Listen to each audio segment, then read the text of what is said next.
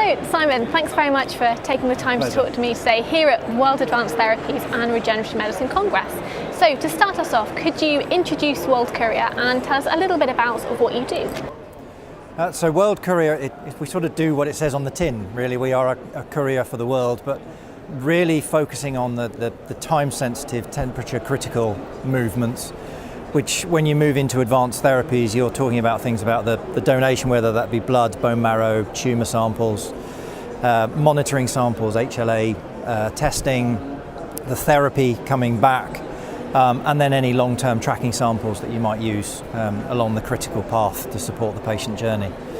And where we sit, we're doing, it's difficult to tell, but about 50% of the cell and gene therapy clinical trials globally, and supporting multiple commercially launched, marketing approved products.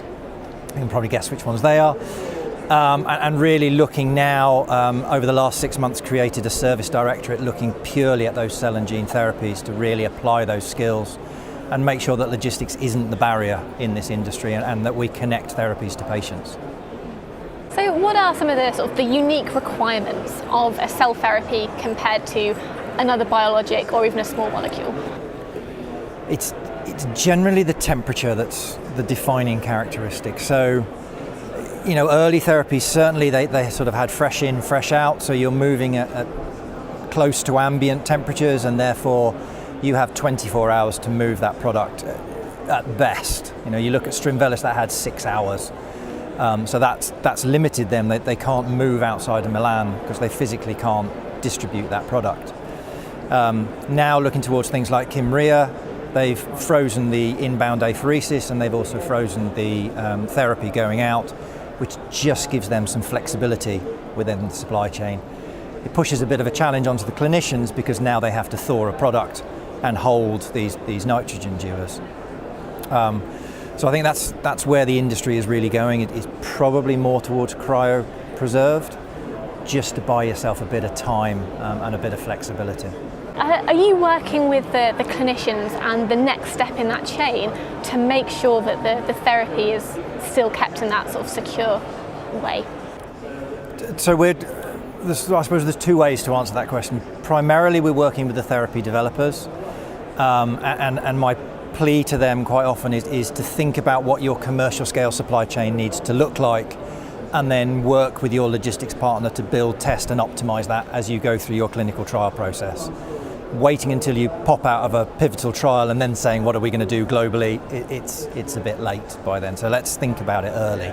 So in terms of linking with the clinicians, in the UK, the UK government is really forward focused, and they've just funded 3 of what they're calling advanced therapy treatment centres, and World Courier is entrenched in 3 of those. And the interest for us is how do we link our part of the supply chain into the clinic, into that last 100 metres, to make sure that the control that we can put on means that the therapy is actually delivered to the patient in a viable format at scale. It's relatively easy at the moment because we're doing tens of patients, but the numbers that were put up by the Catapult earlier is basically in 10 years' time there'll be 10,000 patients. The current systems won't work. How do we create something that will enable us to connect those therapies to patients? And are you finding that as the industry has grown, the kinds of developers that you're working with, have the nature of them changed? So I think it's been interesting over the last 6, 12, 18 months to see big pharma really come piling in with funding rounds measured in the billions as opposed to the couple of thousand before. However, this is still generally a very small industry. If you look at the number of companies across and you plot their size, there's lots of little ones and then a couple of big players. And I think that's the way things are going to go, which from a logistics point of view means they really need a partner because they can't cobble together a team in-house to manage the logistics of a global distribution piece. You need to think it through. So yes, I think it's different to the normal pharmaceutical world. It's generally smaller customers.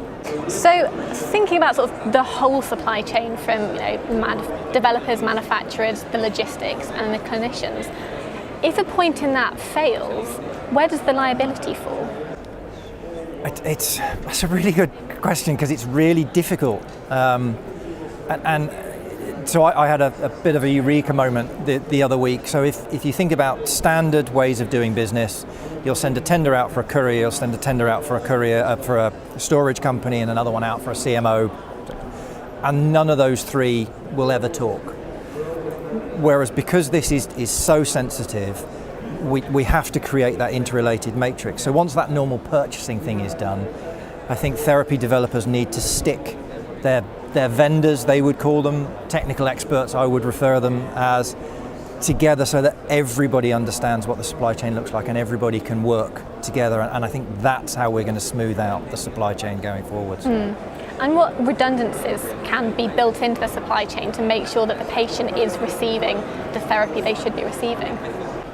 So redundancies are difficult because if you've only got one therapy and it's only viable for 24 hours, there's not really a lot you can do.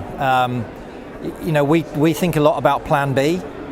You can write down a beautiful plan of how you're going to distribute this and move it from UPenn to Texas, for example, and then the plane doesn't take off or the wheel's broken and it doesn't go. So what are you going to do then? And having those escalation plans, who needs to call who and who can make a decision about what, means that you can very quickly reroute that therapy. And in terms of redundancy, that's really the best you can do. So, I guess taking the example of these advanced therapy treatment centres that the UK is going to have, how can we make sure that each of the sites is adhering to the same protocols, to the same level, so again the patient could receive the same therapy wherever they went? So I think that's the beauty of the advanced therapy treatment centres, or ATTCs. So there are three and they are operating independently, but then they have the catapult sort of giving oversight over the top and trying to pull learnings between the three. So what we'll have is centres of excellence where the supply chain works, or the clinical supply chain works, and the patient is treated. And then we can cut and paste that to other centres. And the real attraction to us is we can take the learnings of how to do that and then apply that globally, so we can push out the expertise into the industry. But obviously that works really well in the UK, where we're really small. Yeah. How's that going to work in somewhere like maybe Canada, where it's a massive country but there's just a few small cities dotted along the border, or the US, where there's millions of people all over the country? Yeah, I mean the challenge of clinical adoption is coming up, and it's coming fast. But most therapies are targeting orphan indications at the moment, which is pulling the patient's numbers down. It's certainly creating centres of excellence or sites that are already doing this kind of thing. So I don't think this will ever go into your normal general hospital, or certainly not in our lifetime. So that controls the problem a bit. And also, if you can work out how to fit into a healthcare system, it doesn't really matter where that is. The concerns and the issues and the challenges are broadly similar. So if we can create something here, we can then just cut and paste and apply it. It sounds so simple, but apply it on a world basis. Oh, it's always simple to say, harder to put into practice. So looking forward, what do you think is the future of cell therapy? Easy question. Yeah, so I think it's probably autologous CAR T for the short term. It works, the efficacy is fantastic. The dream, I suppose, is an allogeneic version. It'll come at some point.